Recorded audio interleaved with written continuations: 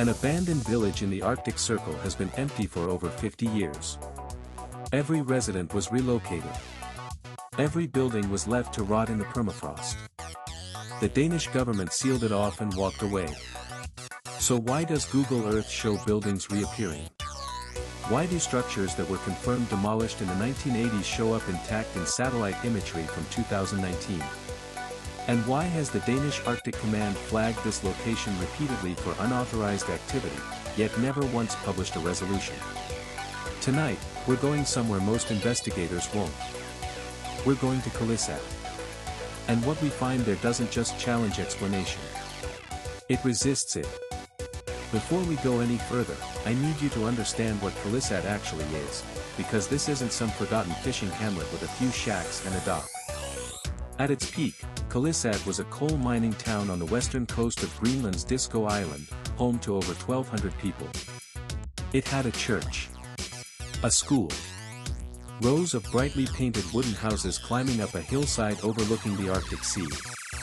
For decades it was one of the most important industrial sites in Greenland, feeding Denmark's colonial infrastructure with fuel pulled from frozen seams of ancient carbon. Then in 1972, it ended. The Danish government decided the mine was no longer economically viable. The entire population was relocated, scattered across Greenland to towns like Qullissat and Asia. Many residents didn't want to leave. Oral histories from Greenlandic families described the evacuation as traumatic, coercive, and poorly managed.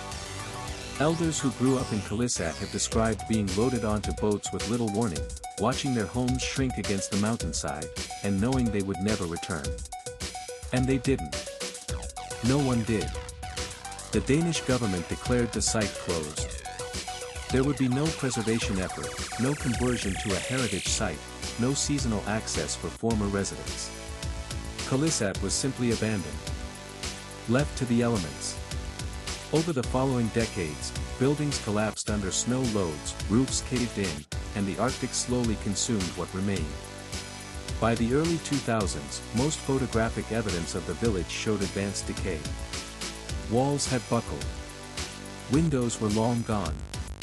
Several structures have been reduced to nothing more than foundation outlines barely visible beneath lichen and frost. This is where the story should end.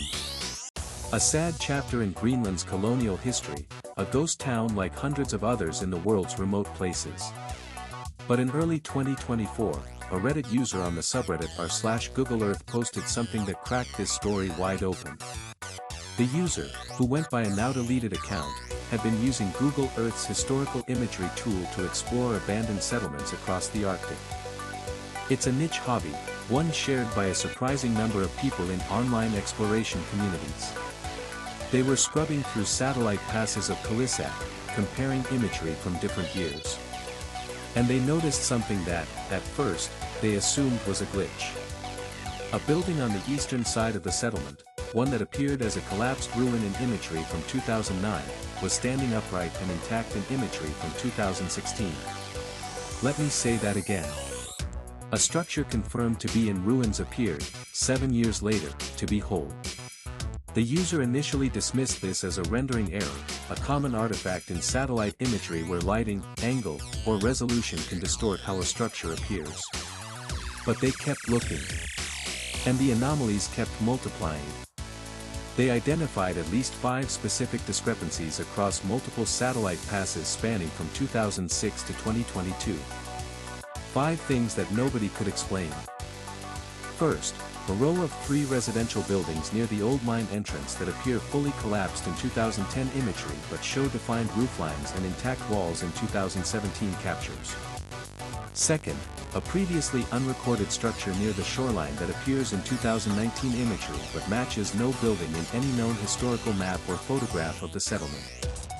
Third, shadow analysis suggesting that certain structures in later imagery are casting shadows consistent with 3-dimensional, standing buildings rather than flat debris fields.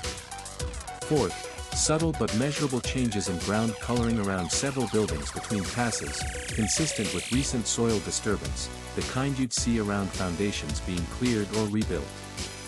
And fifth, Perhaps most disturbingly, a clear footpath visible in 2021 imagery connecting several of the anomalous structures, a path that doesn't exist in any earlier capture. The Reddit post gained traction quickly.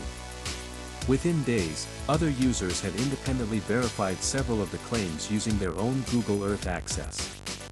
The thread became a small investigation hub, with users contributing overlay comparisons, shadow angle calculations, and cross-references with historical records from the Greenland National Museum. And then someone found the patrol logs. A user with access to partially digitized records from the Danish Arctic Command, the military unit responsible for sovereignty enforcement across Greenland, discovered that Qullissat and the surrounding area of Disco Island had been flagged in official patrol documentation at least 4 times between 2003 and 2020. The flags were categorized under a designation translated roughly as unauthorized activity, unresolved. Each entry noted anomalous observations during routine aerial or maritime patrols but contained almost no detail about what was actually observed. No photographs were attached. No follow-up actions were documented. Each flag simply existed in the record and then was followed by silence. For times in 17 years, the Danish military noted something wrong at Qullissat. For times, they wrote it down. And 4 times, nothing happened. Or at least, nothing that made it into any record the public can access. Now, let's stop here for a moment and address the obvious. There are rational explanations for some of this. Satellite imagery is imperfect. Google Earth composites are stitched together from multiple captures taken at different times, angles, and resolutions. Cloud cover, snow drift, and shifting light in the Arctic can dramatically alter how a structure appears from space. It's possible, even likely, that some of the anomalies the Reddit users identified are artifacts of this process. But that explanation has limits. It doesn't account for shadow analysis showing 3-dimensional structures where only rubble should exist. It doesn't explain the appearance of a building that matches no known construction in the settlement's entire documented history. It doesn't explain the footpath. And it absolutely doesn't explain why the Danish Arctic Command flagged the area repeatedly and then buried the follow-up.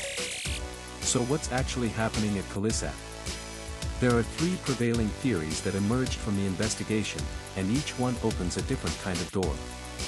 The first theory is the simplest: illegal occupation. Greenland has vast stretches of uninhabited territory, and Disco Island, while remote, is not inaccessible. It's possible that individuals or small groups have used Qullissat as a seasonal base, repairing existing structures for shelter during hunting, fishing, or other off-grid activities. Greenland has a tradition of land use that doesn't always align with Danish governmental restrictions, and there are documented cases of people returning to abandoned settlements on a temporary basis. Under this theory, the structural changes are exactly what they appear to be: human reconstruction, just unauthorized and unreported.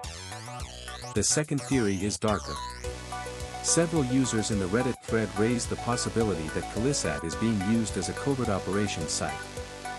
Greenland has become an increasingly strategic location in Arctic geopolitics, with the United States, Russia, China, and Denmark all vying for influence in the region. The US famously attempted to purchase Greenland in 2019, and Chinese investment in Greenlandic mining has been a source of diplomatic tension. A remote, abandoned settlement on Disco Island, far from any regular civilian observation, would be an ideal location for a surveillance outpost, a supply cache, or a signals intelligence station. The patrol log flags, under this theory, aren't unresolved because no one cared. They're unresolved because someone with sufficient authority ensured they stayed that way. The third theory is the one I've spent the most time thinking about, because it's the one that fits the evidence most uncomfortably. What if no one is rebuilding Qullissat? What if the images are accurate, and the structures are simply there, without any identifiable cause? I know how that sounds. But consider the full picture. We have a settlement that was violently disconnected from its community. Over 1,000 people who didn't want to leave were forced out and dispersed. Elders who spent the rest of their lives mourning a place they were never allowed to return to. A village that was, in a very real sense, killed, not by nature, but by political decision. And now, half a century later, the physical evidence suggests that something at the site is reversing the decay. Not everywhere. Not completely. But in specific locations, in ways that defy the expected trajectory of abandonment. There's a concept in trauma studies called an imprint, a psychological mark left on a place by the intensity of human experience. It's not a scientific theory in the traditional sense. You won't find it in peer-reviewed physics journals. But it recurs across cultures, across centuries, across every human civilization that has ever watched a place hold on to pain longer than it should. Qullissat was awound. The people who lived there were severed from their home without consent, without adequate support, without even the dignity of a proper farewell. The buildings they left behind were never meant to stand again. And yet, something in the satellite record suggests they are standing. Not all of them. Not consistently. But enough to be measured. Enough to be noticed. Enough to be flagged by a military patrol and then quietly, deliberately, ignored. I want to be clear about something. I'm not asking you to believe in ghosts. I'm not suggesting that the spirits of displaced Greenlandic families are physically reconstructing their homes from the permafrost. What I am suggesting is that we don't fully understand what abandonment does to a place, especially a place that was abandoned against the will of everyone who lived there. We don't understand what it means for a location to carry that kind of unresolved loss across decades. And we certainly don't understand why multiple independent data sources, satellite imagery, military logs, ground-level photographic comparisons, all point to the same conclusion: something is happening at Qullissat that shouldn't be. The Reddit thread that started all of this was eventually locked. The original poster's account was deleted. Several of the most detailed analytical comments were removed. The Google Earth imagery remains accessible, but at least 2 users in the original thread reported that specific historical captures they had previously accessed were no longer available through the platform's timeline tool. I want you to sit with that for a moment. Information about an abandoned village in one of the most remote places on Earth was posted, verified, discussed, and then systematically reduced. Not all at once. Not dramatically. Just quietly. Pieces disappearing. Access narrowing. The digital footprint of the investigation slowly dissolving, the same way a building collapses when no one is there to maintain it. Or, I suppose, the way a building shouldn't be able to stand when no one is there to rebuild it. Qullissat is still out there. You can see it yourself if you open Google Earth right now and navigate to Disco Island. Hold the timeline slider back and forth. Look at the eastern ridge. Look at the shoreline. Compare what you see in 2009 to what you see in 2019. Maybe you'll see what the Reddit users saw. Maybe you won't. Maybe the imagery has been corrected by now. Maybe it hasn't. But if you do look, and if you do see something that doesn't belong, a roofline that shouldn't be there, a shadow that implies a wall, a path worn into the ground between buildings that should be nothing but rubble, I want you to ask yourself a question. Not whether it's real. Not whether it can be explained. Ask yourself why it's being ignored. And more importantly, what do you think is really happening at Qullissat? Leave your theory below. I read every single one.